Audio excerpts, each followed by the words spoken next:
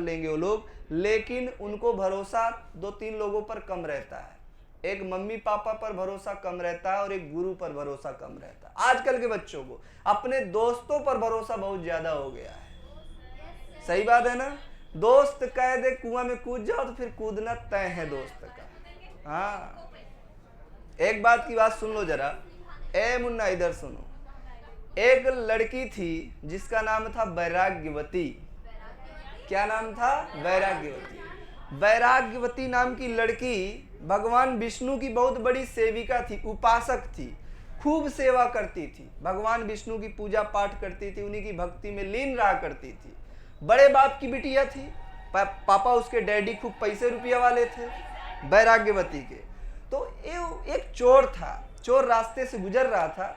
चोर की नजर पड़ी कि ये लड़की यहाँ पर पूजा पाठ कर रही है, इसके पास बड़े बाप की बिटिया भी लग रही है और जेवर और पैसा रुपया भी होगा। तो चोर ने सोचा क्यों ना इसको ठगा जाए।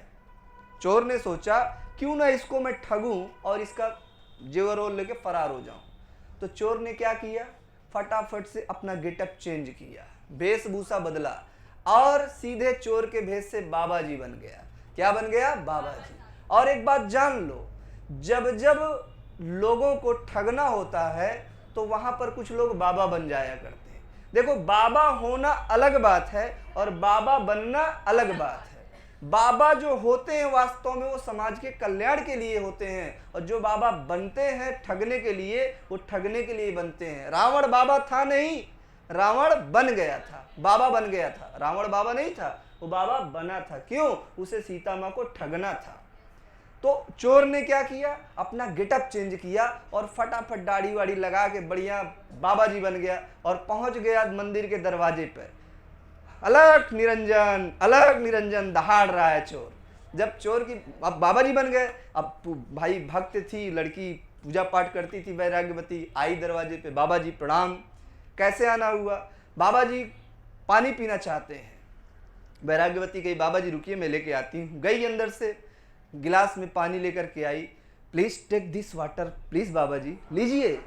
बाबा जी ने कहा, हाँ, अरे बाबा जी ने कहा कि एक बात बताओ बेटा, मैं उसी के हाथ से पानी पीता हूं जो दीक्षा लिया हो, गुरु मंत्र लिया हो।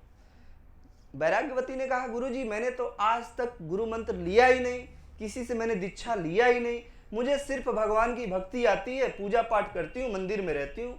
तो कहा हम तुम्हारे हाथ से पानी नहीं पिएंगे। वैराग्यवती को कष्ट हुआ कि महात्मा आया मेरे दरवाजे और मैंने दीक्षा नहीं लिया इसलिए वो पानी नहीं पिएगा। वैराग्यवती ने कहा, गुरुजी मेरा कोई गुरु नहीं है इसलिए मैंने दीक्षा नहीं लिया, आप ही मेरे गुरु क्यों नहीं बन जाते? चोर ने कहा, अब बात समझ में आ रही, अब इसको धीरे धीरे मैं चूना लगाऊंगा। कहे बिल्कुल गुरु गुरु गुरु गुरु बन जाऊंगा तुम्हारा, बिल्कुल मैं तुम्हें दीक्षा दूंगा, तुम्हारा गुरु बनूंगा, लेकिन उसके लिए तुम्हें कुछ करना होगा। कहें क्या? कहे दीक्षा जो दी जाती है यहाँ नहीं दी जाती, अकेले में एकांत में दी जाती है। कहे मैं तैयार हूँ, भोली भाली थी लड़की।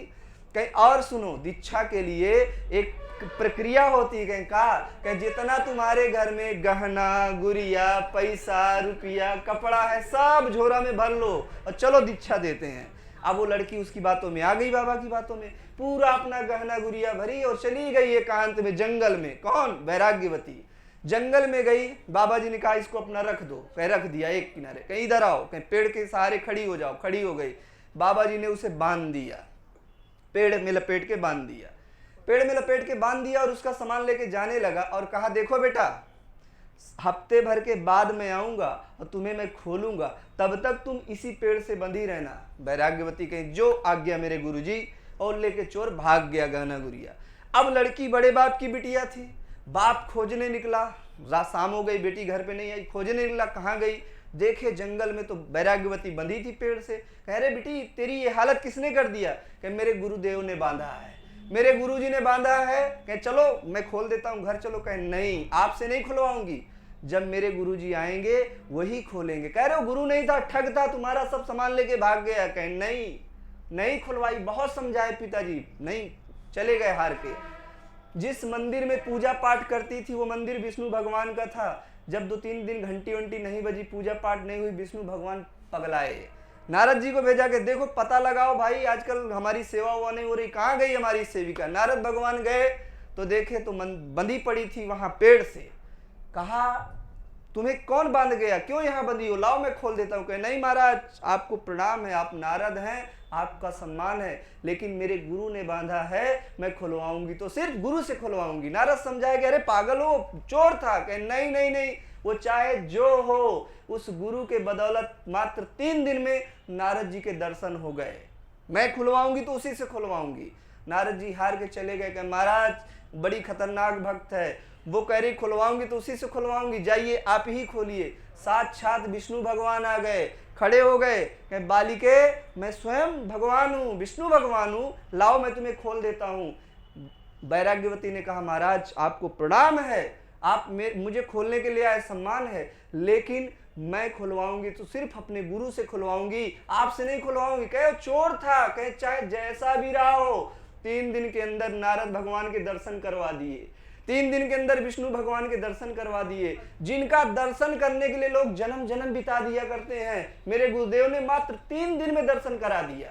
अब तो मैं उन्हीं से खुलवाऊंगी। बेचारे भगवान परेशान, नारद को बुलाया, नारद जी कम हियर। कहे व्हाट हैपेंड सर। कहे जाओ सर्च करो इनके गुरु महाराज कहाँ है। कहे कहाँ ढूंढो सर, कहाँ होगा। अरे कहीं देखो, चोर आदमी का कौन काम, चोरी वोरी कर रहा होगा, कहीं प्लानिंग कर रहा होगा चोरी करने की। नारद भगवान गए, देखे एक जगह चोरी की प्लानिंग कर रहा था। नारद जी ने पकड़ा उसको, डर गया, चलो बुलावा आया। अब वो चोर डरा कि अब तो पिटाई होगी कायदे से। अरे कहे चलो चलो, लेके आए। चोर डरते डरते विष्णु भगवान को प्रणाम किया, सबको प्रणाम किया। विष्णु भगवान ने कहा प्रणाम गुरुदेव, आपको प्रणाम। कहे आप शिष्या बांध गए हैं, आप इसको खोलिए और इसको बंधन से मुक्त करिए। तब जाके चोर ने शिष्या को खोला और शिष्या ने उसको गुरु माना। तात्पर्य क्या है कहानी का? तात्पर्य यह है कि गुरु के ऊपर उस शिष्य को भरोसा था, और उसी भरोसे के दम पर, गुरु कैसा था, चोर था, उसी भरोसे के दम पर शिष्य ने भगवान का दर्शन प्राप्त कर लिया।